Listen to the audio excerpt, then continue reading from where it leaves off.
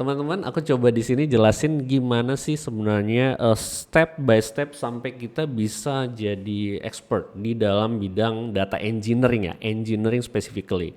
Engineering yang di kepalaku itu mikirnya adalah creating something, creator ya. Jadi istilahnya dia kalau insinyur kan engineer, prekayasa ya dalam bidang intelijensi ya. Dan kita lihat nanti path-nya seperti apa. Karena semuanya everyone should start from somewhere ya. Somewhere everyone is a beginner ya. Semuanya juga beginner ya. Jadi kita perlu walaupun kita mudah di level expert, kita perlu relook back ke sini karena kita perlu perbaiki fundamental, nge-sharing ke orang dan yang lain-lain ya. Jadi it's a great journey and it's cycle ya.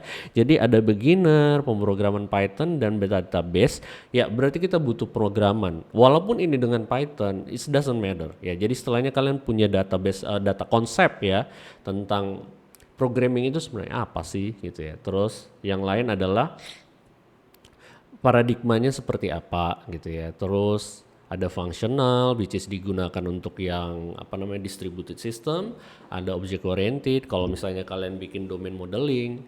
Terus yang lain misalnya prosedural kalau misalnya kalian memang betul-betul pengen itu very low level ya misalnya di data infrastructure stuff kalian punya protokol gitu ya. Dan ini kalian bisa pelajarin di sini. Database dan SQL which is itu sangat-sangat penting sekali karena data structure ya. Kita punya program itu sebenarnya kumpulan antara computation dengan data structure. Kalau kalian lihat di big data ya itu sebenarnya scalable compute, scalable storage ya kan. Jadi itu yang sebenarnya fondasinya gitu. Ya kan pernah bilang ya kan Nicholas Freud bilang program is data structure plus algorithm gitu ya. Jadi itu enggak jauh-jauh dari situ. Kita mulai dari start basic banget ya. Nah, junior ya kan ya udah berkenalan nah dengan tools ya. Kalau fondasinya itu nggak mungkin nggak deep banget tapi just enough to trigger you to move up ya. Jadi just enough to be dangerous ya. Jadi ada data lake dengan Remio ya ini SQL, ada distributed processing dengan Spark, PySpark atau Python, data pipeline dengan Airflow Python ya. Jadi kalian bisa lihat ini small step but quite giving you a big confidence ya to move forward ya. Jadi junior kalian udah bisa sebenarnya tahu kerja gitu ya tanpa mungkin istilahnya harus kalian tunggu setahun gitu ya.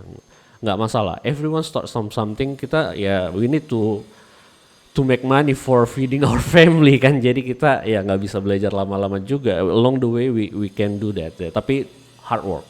Dan senior aku rasa udah mulai bisa mikir distributed system ya. Ada Kafka, ya mungkin banyak lah yang Pulsar apa segala macam, tapi konsep messaging, distributed system, message passing, semua istilahnya yang asinkronus kalian udah bisa lihat dan mulai masuk ke streaming ya. Dan di sini udah mulai tuh konsep-konsep misalnya kayak time window dan yang lain-lain gitu. Tapi itu sebenarnya nggak very difficult konsep kalau dijelaskan dengan pengertian yang apa namanya ya, pengertian yang memang membumi gitu ya. Jadi nggak terlalu advance banget kan. Pada akhirnya di sini kalian udah masuk ke architecting ya kan. Jadi setelahnya ada problem definition, gimana cara bikinnya dengan menggunakan tools yang ada regardless itu open source atau enggak. Jadi kalian solution kalian desain dan kalian bisa lihat ini part per partnya yang mana, aku masukin part ini di mana, ini di mana, ini di mana gitu ya. Jadi mulai masuk ke gimana caranya supaya di production itu AI model dan yang lain-lain kita bisa lakukan operation dengan baik ya, karena kan cycle-nya pasti berbeda dengan software engineering ya. Kalau misalnya di software engineering ada DevOps, di sini ada data ops, ML ops gitu. Karena kan kita harus retrain pada saat kapan ya kan. Kalian harus lihat errornya ya kan, terus apa gitu. Karena beda mekanismenya dengan yang kebanyakan. Dan di sini butuhkan juga konsep machine learning dan engineering. Itu harus dipadukan ya. Expert ya kan, iya kalian harus balik lagi ke computer science gitu ya. Jadi mungkin kalian ada missing gitu ya. Kami udah bikin sih di sini mengenai aku ada sharing something mengenai back to open source. Not really open source but back to basic ya. Jadi ini nanti aku akan publish juga dan kalian bisa lihat di sini. Belajar dasar informatika lagi ya. Kalau misalnya kalian lulusan bootcamp dan yang lain-lain kalian bisa lihat-lihat di sini. Nanti aku mungkin jelasin dengan di video yang berikutnya ya. Oke. Oke, kita lihat lagi ya, if you are an expert, you need to go to basic. Itu intinya, dan kalian udah mulai bisa contributing ke open source, nggak hanya sebagai user atau consumer, tapi sebagai creator, contributor, and leader, ya maintainer di open source. Nanti terakhir kalian udah dari expert, ya you can do anything, you don't need any concept anymore. Jadi setelahnya udah enak jalannya ya, dan kalian ya memang pada saat itu ya harus mandiri dan memang betul-betul tahu arahnya kemana, dan akhirnya makin lama makin berbau filosofi akhirnya.